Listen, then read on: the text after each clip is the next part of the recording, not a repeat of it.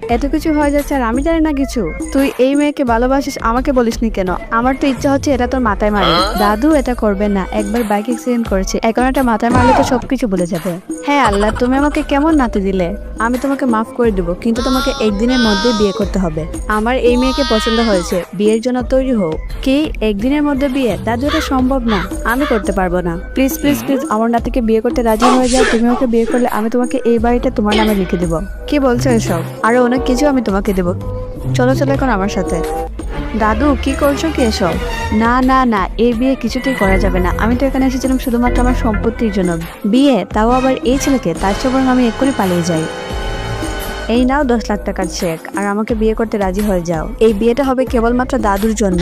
মাত্র 10 লাখ টাকার জন্য কি আমি আমার জীবন আগুনে ফেলবো? তার চেয়ে বরং আমি এখান থেকে পালিয়ে যাই। দাঁড়াও, কত টাকা দিলে বিয়ে করতে রাজি হবে? 1 কোটি জনাব। দিবেন? ঠিক আছে, তাহলে কি যিনি সত্যিই টাকার বিনিময়ে ইয়াশকে বিয়ে করবে? পরের পার্ট দেখতে লাইক এবং সাবস্ক্রাইব করো।